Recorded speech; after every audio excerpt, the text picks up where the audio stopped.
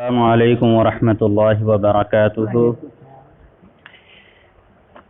ان الحمد للہ رب العالمین والصلاة والسلام علی اشرف الانبیاء والمرسلین والعاقبۃ للمتقین اما بعد رب اشرح لی صدری ویسر لی امری واحلل عقدۃ من لسانی یفقهوا قولی رب زدنی علما اللہم رب زدنی علما آمین۔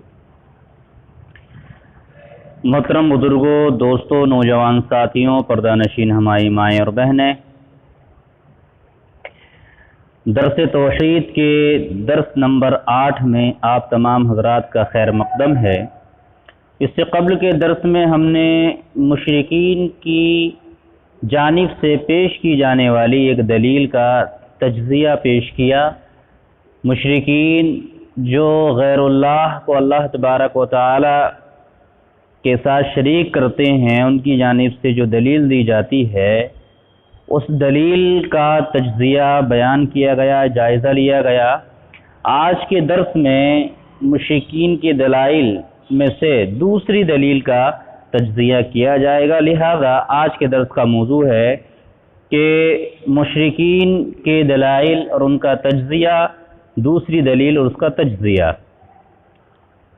لہذا بعض لوگ یہ عقیدہ رکھتے ہیں، بہت سارے لوگ ہمارے یہاں بھی موجود ہیں اس طرح کے، اور دیگر جگہوں پر بھی موجود ہیں، کہ عقیدہ رکھتے ہیں کہ بزرگان دین اور اولیاء اکرام اللہ کے ہاں بڑا مرتبہ رکھتے ہیں یا بلند مقام رکھتے ہیں، اللہ تبارک و تعالیٰ کے یہاں ان کی بہت چلتی ہے، اللہ تعالیٰ کے محبوب و پیارے ہوتے ہیں، اس لیے اللہ تعالیٰ کی بارگاہ میں بلند و برتر تک رسائی حاصل کرنے کے لیے اولیاء اکرام اور بزرگوں کا وسیلہ یا واسطہ پکڑنا بہت ضروری ہے۔ کہا جاتا نہیں، کہا جاتا ہے، یہی کہا جاتا ہے، ہاں کہا جاتا ہے کہ جس طرح دنیا میں کسی افسر اعلیٰ تک درخواست پہنچانے کے لیے مختلف سفارشوں کی ضرورت پڑتی ہے، اسی طرح اللہ تعالیٰ کی جناب میں اپنی حاجت پیش کرنے کے لیے وسیلہ پکڑنا ضروری ہے۔ اگر کوئی شخص بلا وسیلہ اپنی حاجت پیش کرے گا تو وہ اسی طرح ناکام و نامراد رہے گا جس طرح افسر اعلیٰ کو بلا سفارش پیش کی گئی درخواست بے مقصد ہو جاتی ہے یا اس کا کوئی مقصد نہیں رہتا۔ قرآن مجید میں اللہ تعالیٰ نے اس عقیدے کو بیان کیا اور ذکر کیا، آئیے دیکھتے ہیں قرآن کیا کہتا ہے۔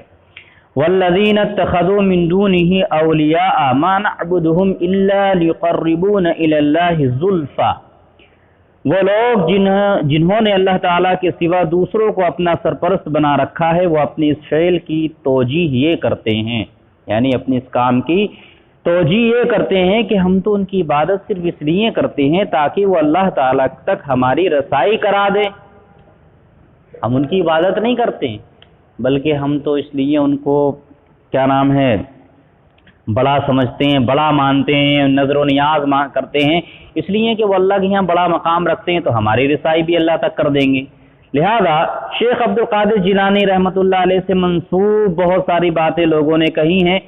اسی عقیدے کی ترجمانی کرتے ہوئے یہ بات ہے کہ جب بھی اللہ تعالیٰ سے کوئی چیز مانگو میرے وسیلے سے مانگو تاکہ مراد پوری ہو، اور فرمایا کہ جو کسی مصیبت میں میرے وسیلے سے مدد چاہے اس کی مصیبت دور ہو، اور جو کسی سختی میں میرا نام لے کر پکارے اسے کشادگی حاصل ہو، جو میرے وسیلے سے اپنی مرادیں پیش کرے تو پوری ہوں۔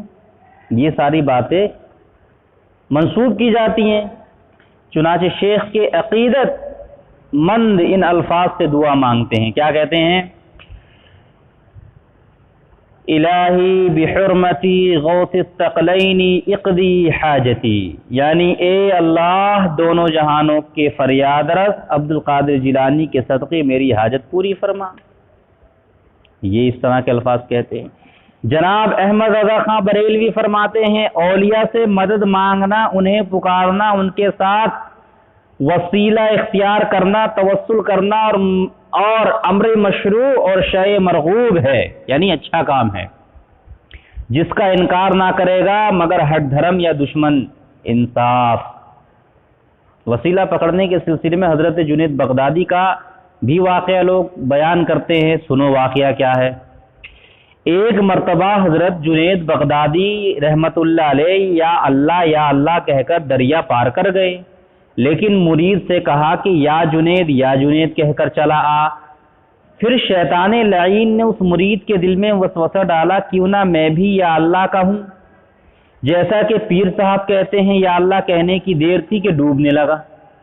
یا جنید کہہ رہا تھا تو نہیں ڈوب رہا تھا، ان لوگوں کی عقل دیکھو اب، اور جیسے ہی یا اللہ کہا تو وہ ڈوبنے لگا۔ پھر جنید کو پکارا، جنید نے کہا وہی کہ یا جنید۔ جب پار لگا یعنی جب دریا پار کر لیا تو پوچھا حضرت یہ کیا بات ہے؟ فرمایا اے نادان، ابھی تو جنید تک تو پہنچا نہیں ہے، اللہ تعالیٰ تک رسائی کی ہوس ہے تجھے؟ اللہ تک کیسے پہنچے گا؟ پہلے جنید تک پہنچ پھر اللہ تک پہنچے گا۔ استغفر اللہ۔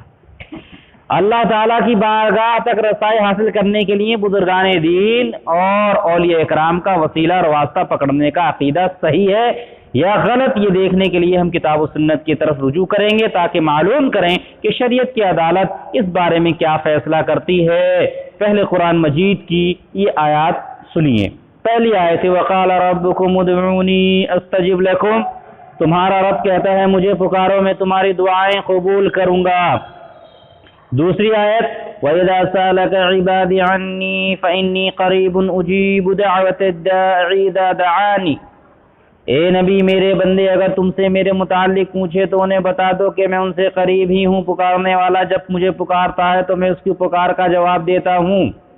تیسری آیت انی رب قریب مجیب، میرا رب قریب بھی ہے اور جواب دینے والا بھی ہے۔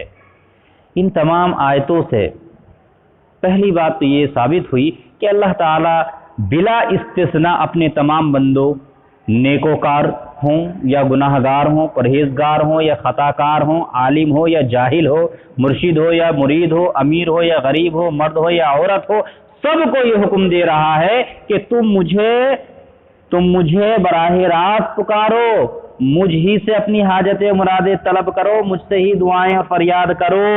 دوسری بات یہ معلوم ہوئی کہ اللہ تعالیٰ اپنے تمام بندوں کے بالکل قریب ہے اپنے علم اور قدرت کے ساتھ، لہذا ہر شخص خدا اللہ کے حضور اپنی درخواستیں اور حاجتیں پیش کر سکتا ہے، اس سے اپنا غم اور دکھڑا بیان کر سکتا ہے۔ تورات کی تاریکیوں میں چاہیں تو دن رات میں ہو، دن میں ہو، صبح میں ہو، شام میں ہو، سفر میں ہو، تنہائی میں ہو، حجر میں ہو، اجالے میں ہو، بند کمرے میں ہو، مجمع عام میں ہو، جہاں کہیں بھی ہو، جنگلوں میں ہو، صحراؤں میں ہو، بیابانوں میں ہو، سمندروں میں ہو، فضاؤں میں ہو، جب چاہے جہاں چاہے اسے پکار سکتا ہے، اس سے بات چیت کر سکتا ہے کہ ہر وہ شخص کی رگے گردن سے بھی زیادہ قریب ہے۔ اللہ تبارک و تعالی یہاں ایک گردن میں رگ ہوتی ہے جس میں جان ہوتی ہے، اس سے بھی زیادہ قریب ہے۔ تیسری بات یہ معلوم ہے اللہ تعالیٰ اپنے تمام بندوں کی دعاؤں فریادوں کا جواب کسی وسیلے یا واسطے کے بغیر خود دیتا ہے۔ غور فرمائیے، جو حاکم وقت رعایا کی درخواست خود وصول کرنے کے لیے 24 گھنٹے اپنا دربار عام کھلا رکھتا ہو اور ان پر فیصلے بھی خود ہی صادر فرماتا ہو، اس کے حضور درخواستیں پیش کرنے کے لیے وسیلے اور واسطے تلاش کرنا سراسر جہالت اور نادانی ہے۔ نہیں ہے، ایک بادشاہ ہے، اس نے اپنا دربار 24 گھنٹے عوام کے لیے کھول دیا ہے اور کہہ دیا تم ڈائریکٹ میرے پاس آؤ، کوئی وزیر نہیں، بیچ میں کوئی واسطہ نہیں، ڈائریکٹ آؤ۔ اب اگر آدمی اس کے باوجود بھی اس بادشاہ کے پاس نہ جائے تو اس کی بیوقوفی ہے یا نہیں ہے؟ بیوقوفی ہے۔ رسول اکرم صلی اللہ علیہ وسلم سے احادیث میں جتنی بھی دعائیں مروی ہیں ان میں سے کوئی ایک ضعیف سے ضعیف حدیث بھی ایسی نہیں ملتی جس میں آپ صلی اللہ علیہ وسلم نے اللہ سے کوئی حاجت طلب کرتے ہوئے یا دعا مانگتے ہوئے انبیاء اکرام حضرت ابراہیم علیہ السلام، حضرت اسماعیل علیہ السلام، حضرت موسیٰ علیہ السلام یا حضرت عیسیٰ علیہ السلام کو وسیلہ یا واسطہ بنایا ہو۔ اسی طرح آپ صلی اللہ علیہ وسلم کی وفات کے بعد صحابہ کرام رضوان اللہ علیہم اجمعین میں سے کوئی بھی ایسی روایت یا واقعہ ثابت نہیں جس میں صحابہ اکرام رضوان اللہ علیہم اجمعین نے دعا مانگتے ہوئے سید الانبیاء سرور عالم صلی اللہ علیہ وسلم کو وسیلہ یا واسطہ بنایا ہو۔ اگر وسیلہ یا واسطہ پکڑنا جائز ہوتا تو صحابہ اکرام رضوان اللہ علیہم اجمعین کے لیے رسول اکرم صلی اللہ علیہ وسلم سے بڑھ کر افضل اور اعلیٰ وسیلہ کوئی کوئی نہیں ہو سکتا تھا جس کام کو رسول اکرم صلی اللہ علیہ وسلم صحابہ رضی اللہ تعالی عنہم نے اختیار نہیں فرمایا، آج اسے اختیار کرنے کا جواز کیسے پیدا کیا جا سکتا ہے؟ اللہ تعالیٰ کے حضور رسائی حاصل کرنے کے لیے وسیلہ اور واسطہ تلاش کرنے کی جو دنیاوی مثالیں دی جاتی ہیں، آئیے لمحہ بھر کے لیے ان پر بھی غور کر لیں اور یہ دیکھیں کہ ان میں کہاں تک صداقت ہے۔ کچھ تو دنیاوی مثالیں دی جاتی ہیں، کیسے؟ جیسے دنیا میں کسی بھی افسر، جو اونچا افسر ہوتا ہے، اس تک پہنچنے کے لیے وسیلہ اور واسطے کی ضرورت پڑتی ہے، ٹھیک ہے؟ کیوں پڑتی ہے؟ سنیے، افسران بالا کے دروازوں پر ہمیشہ دربان بیٹھتے ہیں۔ کون بیٹھتے ہیں؟ دربان ہوتے ہیں، جو تمام درخواست گزاروں کو اندر نہیں جانے دیتے۔ اگر کوئی افسر بالا کا مقرب اور عزیز ہو تو یہ رکاوٹ فوراً دور ہو جاتی ہے، لہذا وسیلہ اور واسطہ مطلوب ہوتا ہے۔ یعنی گیٹ کیپر جو بیٹھے ہوتے ہیں، چپراسی وغیرہ، ان کا ذکر چل رہا ہے۔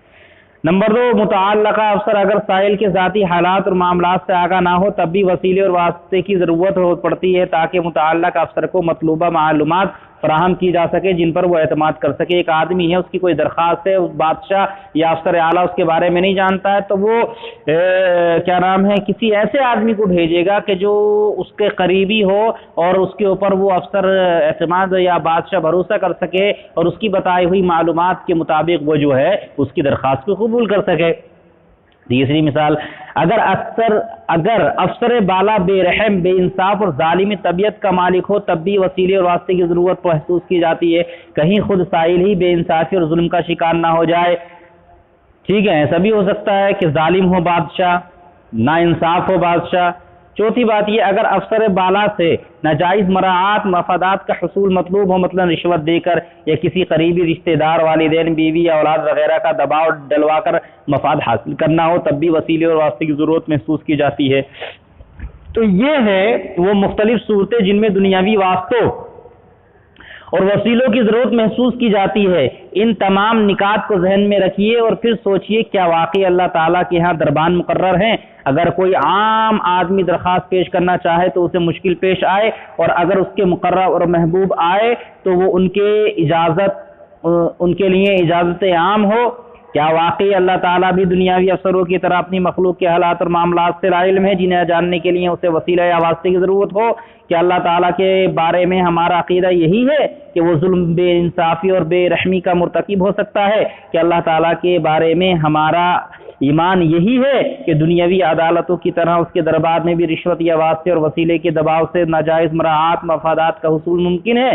اگر ان سارے سوالوں کا جواب ہاں میں ہے تو پھر قرآن مجید اور حدیث شریف میں اللہ سبحانہ و تعالیٰ کے بارے میں بتائی گئی ساری صفات، مثلا رحمان، رحیم، کریم، رؤوف، ودود، سمیع، بصیر، علیم، قدیر، خبیر، مقصد وغیرہ کا مطلق انکار کر دیا جائے، اور پھر یہ بھی تسلیم کر لیجئے کہ جو ظلم و ستم، اندھیر نگری اور جنگل کا قانون اس دنیا میں رائج ہے، معاذ اللہ تعالیٰ کے ہاں بھی وہی قانون رائج ہے۔ اور اگر ان سوالوں کا جواب نفی میں ہے، نہ میں ہے اور واقعا نفی میں ہے تو پھر سوچنے کی بات یہ ہے کہ مذکورہ والا تمام جو ذکر کیے گئے ہیں اسباب کے علاوہ آخر وہ کون سا سبب ہے جس کے وسیلے اور واسطے کی ضرورت ہے؟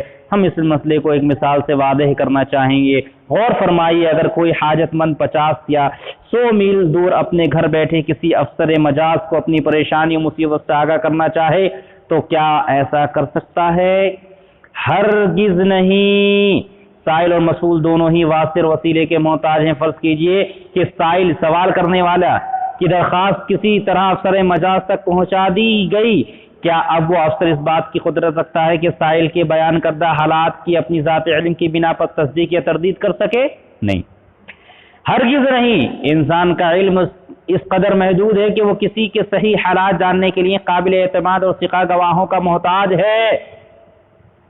فرض کیجئے افسر بالا اپنی انتہائی ذہانت اور فراست کے سبب خود ہی حقائق کی تہ تک پہنچ جاتا ہے، تو کیا وہ اس بات پر قادر ہے کہ اپنے دفتر میں بٹھائے 50 یا 100 میل دور بیٹھے ہوئے سائل کی مشکل کو آسان کر دے؟ کوئی ہے ایسا افسر؟ نہیں کر سکتا۔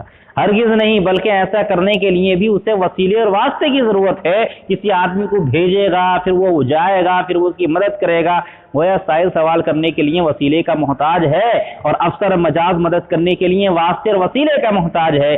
یہی وہ بات ہے جو اللہ کریم نے قرآن مجید میں یوں ارشاد فرمائی، ضعف الطالب والمطلوب، مدد چاہنے والے بھی کمزور اور جن سے مدد چاہی جاتی ہے وہ بھی کمزور۔ اس کے برعکس اللہ تعالی کی صفات، اختیارات اور قدرت کاملہ کا حال تو یہ ہے کہ ساتوں زمینوں کے نیچے پتھر کے اندر موجود چھوٹی سی چیونٹی کی پکار بھی سن رہا ہے، اس کے حالات کا پورا علم رکھتا ہے، اور خربوں میل دور بیٹھے بٹھائے کسی وسیلے اور واسطے کے بغیر اس کی ساری ضرورت اور حاجتیں بھی پوری کر رہا ہے۔ پھر آخر اللہ تعالیٰ کی صفات اور قدرت کے ساتھ انسانوں کی صفات اور قدرت کو کون سی نسبت ہے کہ اللہ تعالیٰ کے لیے دنیاوی مثالیں دی جائے اور وسیلے یا واسطے کا جواز ثابت کیا جائے؟ حقیقت یہ ہے کہ اللہ تعالیٰ کے معاملے میں تمام دنیاوی مثالیں محض شیطانی فریب ہیں۔ وسیع قدرت و لامحدود صفات کے مالک اللہ سبحانہ و تعالیٰ کی ذات سے بابرکت کے معاملات کو انتہائی محدود خلیل اور عارضی اختیارات کے مالک انسانوں کے معاملات پر محمول کرنا، اور اللہ تعالیٰ کی ذات کے لیے افسران بالا کی مثالیں دینا اللہ تعالیٰ کے جناب میں بہت بڑی توہین اور گستاخی ہے، جس سے خود اللہ تعالیٰ نے مسلمانوں کو ان الفاظ میں منع فرمایا، فَلَا تَضْرِبُوا لِلَّهِ الْأَمْثَالَ إِنَّ اللَّهَ يَعْلَمُ وَأَنْتُمْ لَا تَعْلَمُونَ۔ لوگوں اللہ تعالیٰ کے لیے مثالیں نہ دو، مثالیں بیان نہ کرو، بے شک اللہ تعالیٰ ہر چیز جانتا ہے اور تم نہیں جانتے۔ حاصل کلام اور خلاص کلام یہ ہے کہ نہ تو کتاب و سنت کی روح سے وسیلہ اور واسطہ پکڑنا جائز ہے، نہ ہی عقل انسانی اس کی تائید کرتی ہے۔ سبحان اللہ و تعالی عما یشرکون، بس اللہ تعالیٰ پاک ہے اور بالا تر ہے اس شرک سے جو لوگ کرتے ہیں۔ اللہ تبارک و تعالیٰ سے دعا ہے کہ الہ العالمین تو ہم تمام مسلمانوں کو اللہ تبارک و تعالیٰ سے براہ راست مانگنے کی توفیق عطا فرمائے۔ الہ العالمین اپنی حاجات و پریشانیاں ہمیں اللہ تبارک و تعالیٰ کے سامنے رکھنے کی توفیق عطا فرمائے۔ جب تک دنیا میں زندہ رکھ ایمان اور توحید پر زندہ رکھ، جب موت آئے تو ایمان اور توحید پر موت آئے۔ آمین یا رب العالمین۔ ربنا تقبل منا انک انت السمیع العلیم وتب علینا انک انت التواب الرحیم، وصلی اللہ علی النبی۔ السلام علیکم و رحمۃ اللہ وبرکاتہ۔